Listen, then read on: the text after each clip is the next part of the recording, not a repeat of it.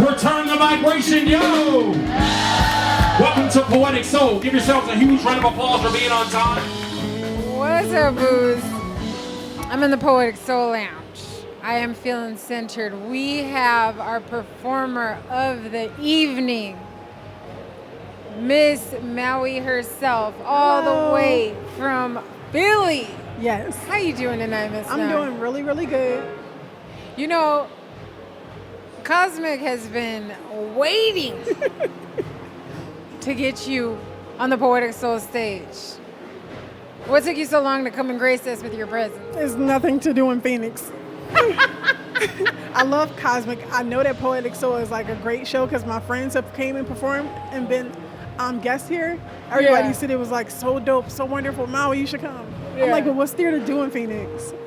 And they're like, well, go hiking. And I'm like, Beautiful hike. You were like, and then? Right, and then what else? So this time I just decided to go hiking. Okay. Oh, you did? Hole in the rock.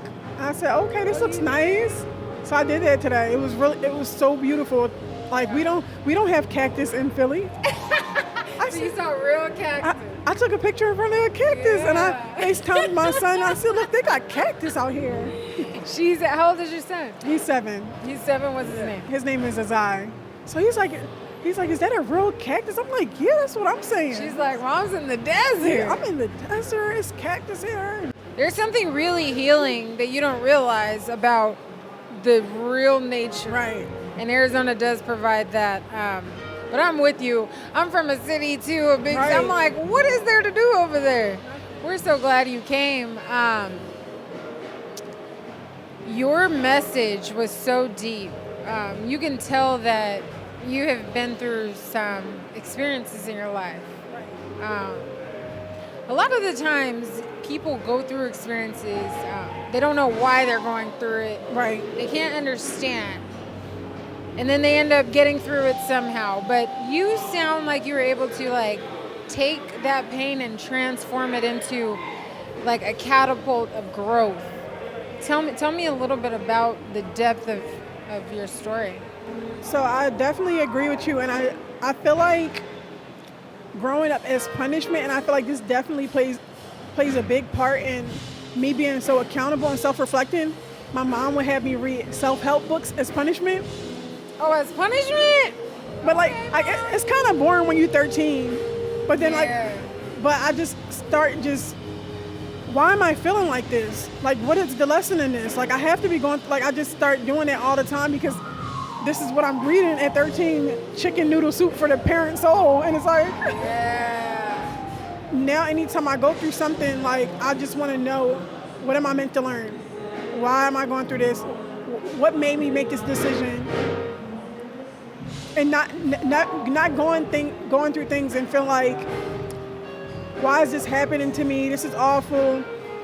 Being appreciative and grateful that God chose me to grow.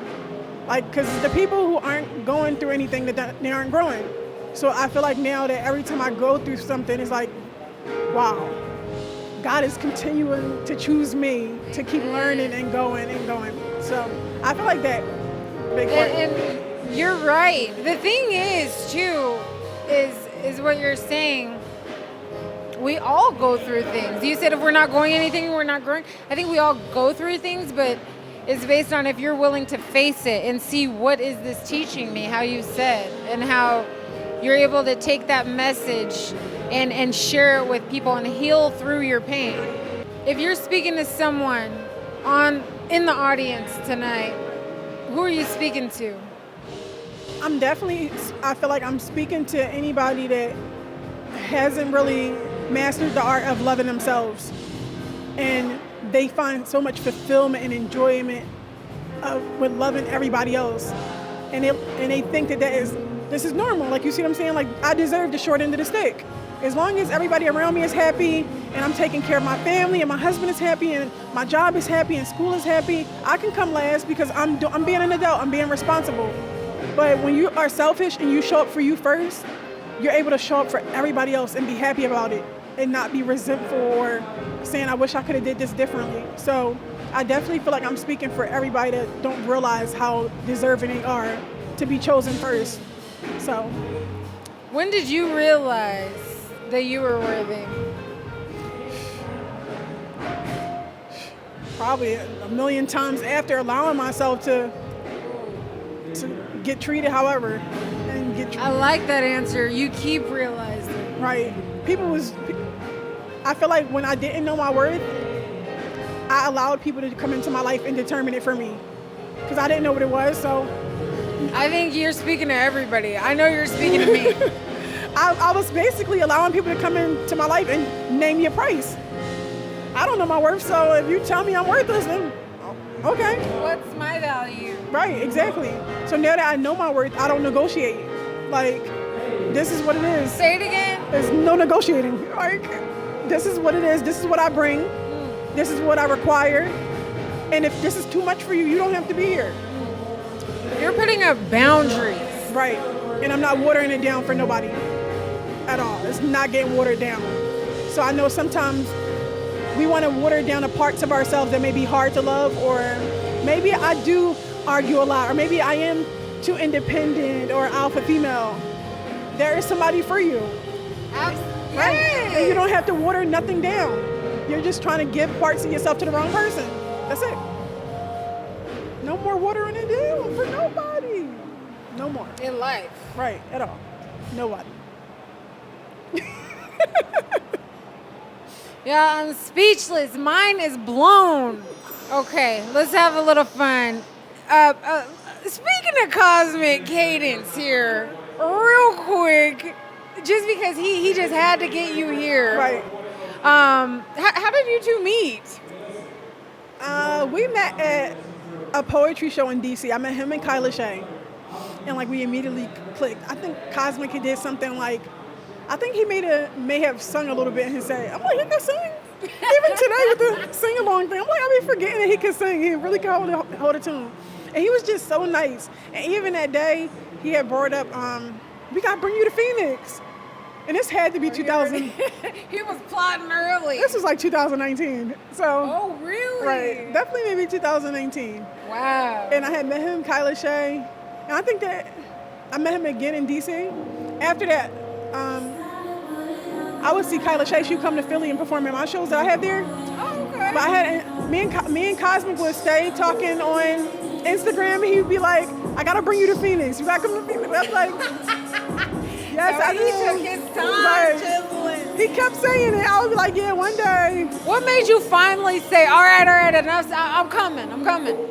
Well, I performed one time last year because of COVID. And I'm like, you know what? I only plan on doing a few shows this year, and I've traveled to so many cities. I'm gonna make sure this year I go to a lot of places I've never been to before. So give me a list of some of the places you want to go. So Phoenix was on the list because I knew Cosmic was going to say we gotta bring you to Phoenix. Okay. So Phoenix is on the list. Connecticut is on the list. So in 2019, I did a 35 city tour. So I've done 35 of the cities. So She over here doing it. Phoenix booked and busy. Right, but Phoenix wasn't. I didn't do Phoenix. I didn't. No. So that's on the list. South Carolina is on the list to go to Myrtle Beach Zoo. So I'm making sure that all the places I choose, I also can do something fun there. Okay. Florida is on the list, even though I did Miami. I haven't did like Fort Lauderdale and like Orlando and like places over there. Connecticut is on the list, and St. Louis is on the list. Maui gotta be on the list. Maui needs to be in Maui, right? Maui needs to be in Maui. I don't know if they listen to my. I sing books to Hawaii, but I don't sing a whole bunch. I go to Hawaii, Maui specifically, Right. that island. Maui You need needs to come out there. Maui needs to be in Maui. Yes. That makes- Please, Maui, bring it. What made you have that name? Where did you pick your name? So I don't know, but I always liked the name Maui, and I always said if I had kids, I would name my daughter Maui and Mason, like it would be a girl and a boy. And then I had a son, and I didn't name him that. And I was like, but I used the name Maui for my Instagram name. That's so pretty. I really love it. But I didn't want people calling me that. They just start. Oh, really? They just start That calling. was just your Instagram name? It was just an Instagram name, and it was So like, she didn't choose the name chose her, yeah, y'all. the name chose me. The name chose her. Everybody starts saying, "Maui, I love your poetry." I'm like, "Thank you." She said, I'm Maui. I'm Maui. Yeah. Okay, this is my name then. Let's do a little bonus question for Maui while we got her here. Okay, what's the bonus question? If you could choose another location for your name, what would it be and why? That was a good question. If I could choose another location for my name, Stop. Think about it. that was a good one. All right, I'm just gonna go with Savannah. Savannah, Georgia. She is so country. I know she's from Philly, y'all, but she is from the South. This is a Southern belle sitting. Can you imagine me being a Savannah? Absolutely. I could be a Savannah. You look like a Savannah. Right. All right, She is a peach. Savannah. She's just sweet. You got that little. Because I was also thinking like Miami. I'm like, I know I can't name myself Miami. That's Miami, too stripperish, Maui. right? That's like a stripper name. You got some alter egos. I mean, I'm sure you are Miami here and there. Ain't none of we them a don't. stripper, We, alter we ego. probably won't get to see it. But I feel like the Savannah fits me. I really like that. Me too. That's cute. You came out, did such a beautiful performance. You healed so many souls out there. Some that you probably will never even realize, and how that may trickle effect. And then everyone just stormed and wanted to give you appreciation and give you love, and that's a beautiful thing. So people that have never been exposed to the gifts that Miss Maui has to bring, tell people what you're doing now and where they can find more of you. So now I am really focusing on my podcast. It's called Self-Care and Chill with Maui. It's on Apple, Spotify, Google Play, Anchor. It's one of Apple's top relationship podcasts right now. I really just been focusing on that, focusing on dropping another book at the end of the year, and a book of prayers. I post my prayers on social media all the time, and people will say, "Can you make a book filled with them? Because I like how your prayers sound." So, So tell us the name of your book right now. the name of my book now is So Much to Unlearn. Say that one more time. It's called So Much to Unlearn. The name of your book right now is called So Much to Unlearn. Yes. You know what? We're going to be here all night. But you guys can do your own homework on that. But that just sounds like... It sounds as good as it is. We're going to keep in touch because I'm going to let you know. So Much to Unlearn. Okay. And then you're working on the book of prayers. Right. It's beautiful. Thank you. Okay. And then you said Spotify. And what's your Instagram? My Instagram is Maui, MAUI_W. Maui_W. Super simple. 5 letters. She's raw. She's real. Thank you so much for coming out to Phoenix. Thank y'all for having me. I'll see y'all You again in coming a couple back? years. The flight was too long. Couple years. I could do this again maybe next year.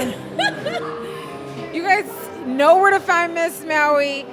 Instagram, Apple, Spotify. She got books. Go check her out. Come here. I'm telling you guys, Phoenix, Arizona is where it's at. Well, you'll be surprised what we got going on. Stay tuned. Thank you. You are present, physically present right now for the greatest show in the history of Arizona.